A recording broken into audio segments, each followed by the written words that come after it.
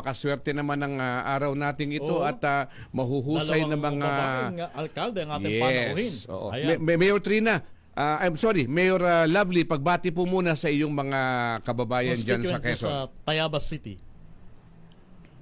Hi, good morning po Sir Romel and Sir Peter. Aha. Yes. Mayor Trina, magandang umaga po at lalong-lalo na sa inyong mga taga-subaybay Talaga naman sa sinuswerte. special on Saturday. Talaga naman sinuswerte kami ni Kuya nga Peter, ano? Biruin Teka mo na, eh. ako may tatanong ho Parehas ako, ha? na magagandang bilag ang ating panauhin. Pero higit sa Parehong, magaganda, mayora ang hanga ako at magagaling. Oo. sa nabasa kong background ay mahuhusay. Pero meron ako itatanong. Tila, ganyan ba talaga ang bagsak ng mga buhok? Pagka kayo'y nagiging mahusay na may napansin ninyo, natawa si Mayor Trina, oh. Napansin ko yung bagsak ng buhok nila pareho ni Mayor Lovely, eh. Talagang sayang, nawala na sila pareho sa ating ano.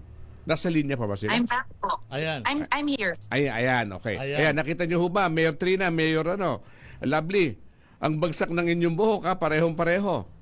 Nainggit tuloy kami rito ni Romel. Ako, baka magtampo si Mayor Firmalo Fabi kasi kanina tinanong ko yung age niya eh. Okay. Ngayon, siyempre, tatanungin ko rin, ilang taon na po kayo Mayor Lovely Reynoso? Mukhang batang-bata rin kayong alkalde dyan sa Tayabas City. Salamat po sa tanong. 28 years Oh, old lang po kita ako. Hindi mo. po kasama ang gabi at saka holidays. Ora, teka na, Mayor Lovely, ikaw ngayon ay running for re-election, tama po ba? No, this will be my first time as mayor. I was First vice time mayor running for mayor. back in 2020 elections. But my mom passed away. Siya po ang mayor. Tama, And then ako po oo. ang nagsucceed. Kayo po kayo ang- nag-take over. So, kayo ngayon ay for the first time tatakbo lamang dahil kayo ay nag-assume lamang ng nabakanting pwesto ng inyong ina. Tama po. Okay, ano naman ho ang so far naging achievement ng dating Vice Mayor at ngayon ay tumatayong mayor at kandidato for mayor ng Tayabas Tayabas? Napakarami po ng na-achieve namin in a short span of time. Like ngayon po, third class city na po ang lungsod ng Tayabas. From sixth class component city, Ang laki ng third class na po lundag, kami ano? ngayon. So, Ano ho ba ang ibig yes, at sabihin ng napakarami pa rin pong programa ang naipagawa namin. Since umupo po ako, isa sa mga pinupush ko ay ang technology digitalization po sa lungsod ng Tayabas. Aba, parehong-pareho ng ginagawa rin ni Mayor Mayor Trina. Firmalo, oo. Mukhang may formula kasi ang Digitalization. digitalization ay napapadali ang mga proseso Tama. na kailangan gawin at hindi na nahihirapan ng ating mga kababayan. Maliban dyan na pareho ninyong sagutin, ha? Unahin natin si Mayor Lovely. Maliban sa digitalization ng processes ng pamamahala, ano pa ang masasabi ninyong top 2 na inyong na-achieve at balak pang gawin dyan sa inyong mga respective areas? In the case of Mayor Lovely dyan sa Tayabas at in the case naman of Mayor Trina sa kanyang ina-apply ang trabaho as governor. Yan, of Romblon. Go ahead, Mayor Lovely. Ayan. So napakaganda po ng inyong katanungan. Una po, pinaigting po natin yung mga programa sa pangkalusugan sa lungsod ng Tayabas. Maganda na po dati pero mas in-improve po natin sa pamamagitan ng health caravans kung saan pinipilit po nating marating yung mga kasulok-sulukan ng aming lungsod. Sapagkat bagamat po kami ay isang lungsod na marami pa rin pong malalayong mga barangay sapagkat napakalaki po ng land area namin. Kaya para marating namin ang mga barangays na yon, meron po kaming mobile truck kung saan nandun po yung X-ray, ECG, laboratory, at marami pang iba. So, tinadala po namin yun dun sa mga barangay. May libreng consultation din po at marami pang iba. So, nagbibigay din po kami sa lokal na pamahalaan ng lungsod ng Tayabas ng libreng maintenance medicines. Meron po kami tinatawag na Sweethearts Club.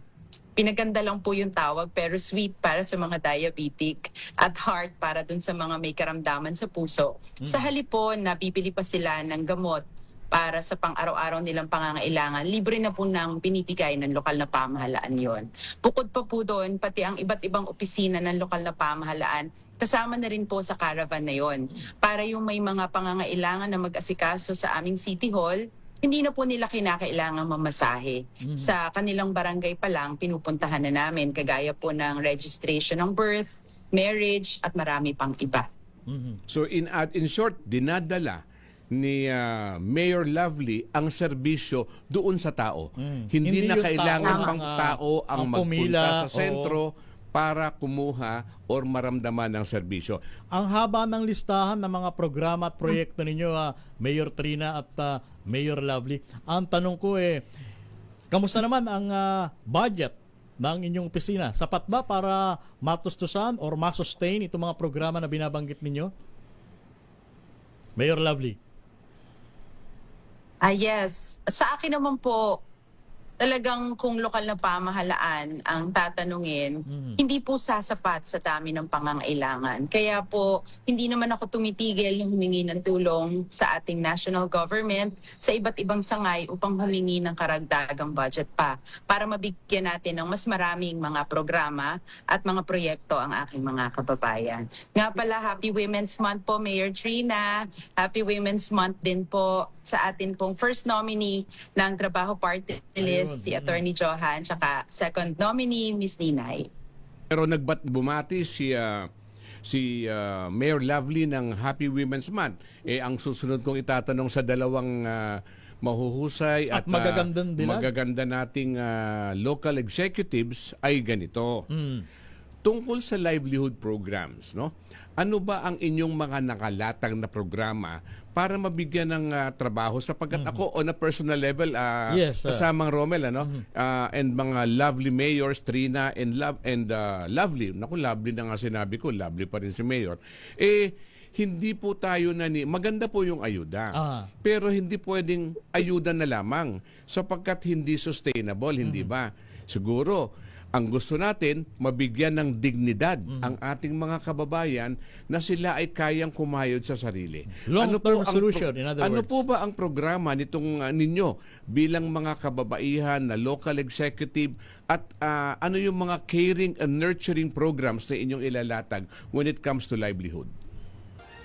Sa amin naman po, meron po kaming isang binili na property ng lokal na pamahalaan na ginagamit po ngayon ng mga kalipi tsaka ng mga Rural Improvement Club namin. Tinuruan po namin silang gumawa ng mga pagkain, so meat processing, at meron din po dong mga kagamitan para sa tahian, para tuloy-tuloy po silang kumikita. At nag-encourage pa rin po kami ng other members para sumali po sa mga organisasyong nabanggit ko para magkaroon po ng kabuhayan, lalong-lalo na yung ating mga kababaihan. Isa po yan sa ating mga pinupush ngayon. Bukod pa po doon sa meron tayong dagdag puhunan na programa sa lokal na pamahalaan kung saan pwede silang humiram ng puhunan sa mga naninindahan natin, ng mga pagkain, mga banana cue, kung meron silang small business, kung meron silang pagbababuyan o agriculture po, nagbebenta sila ng mga manok at kung ano-ano pa, pwede silang humiram ng puhunan na walang interest sa lokal na pamahalaan. At pag naisoli na po nila yung puhunan na yon, pwede po ulit silang humiram ng mas malaki naman na halaga. So, ilan lang po yan sa mga programa namin sa lokal na pamahalaan pagdating sa kabuhayan ng aming mamamayan.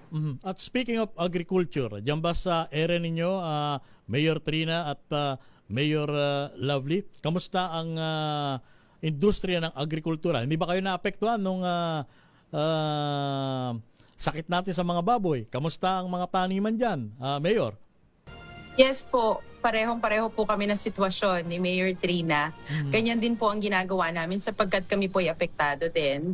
At lalong-lalo na tuwing may bagyo, marami rin pong naapektuhan na agricultural land namin. So, binibigyan po ng lokal na pamahalaan ng assistance. Gayon din po, napakahalaga din po ng insurance. Kaya ini-encourage din namin sila. Kasi parati po kaming dinadaanan ng bagyo sa lungsod ng Tayabas. Ganun din po, nagbibigay din po kami ng iba't ibang mga farm implements, mga tilapia fingerlings, libreng manok, native na baboy, at marami pang iba upang matulungan yung mga farmers namin na gustong mag-propagate, magpadami ng kanilang mga pananim o kaya ng kanilang mga hayupan. So kagaya din po nila Mayor Trina, marami din pong ginagawa sa lungsod ng Tayabas upang matulungan ng mga farmers. Bagamat kami po ay lungsod, pero kalakihan pa rin po ng aming lupain ay agrikultural. Ayun. Okay, Kuya Peter? malagay ko, pabalikin na natin sila sa kanilang mga, I'm sure, paglilibot at pagsiservisyo.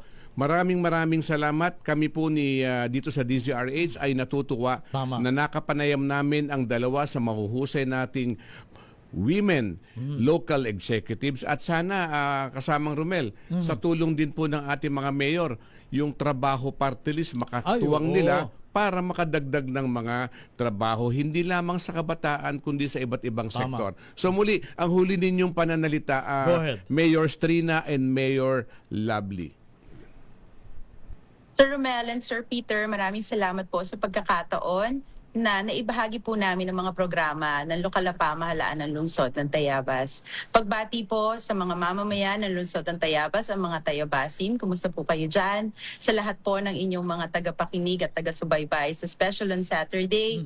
Ito po si Mayor Lovely Reynoso Pontioso ng lungsod ng Tayabas, at sa aming lungsod, kagaya ni Mayor Trina, serbisyong may puso. Ito po ang pinaiiral namin at ang tunay na malasakit sa aming mga mamamayan, kaya naman po patuloy na humuhusay, gumaganda at lalong umaayos ang aming lungsod. Asahan niyo po na sa pamumuno ko, mas pag-iigtingin ko po ang aming serbisyo. Maraming salamat po. Magandang umaga po sa inyong lahat.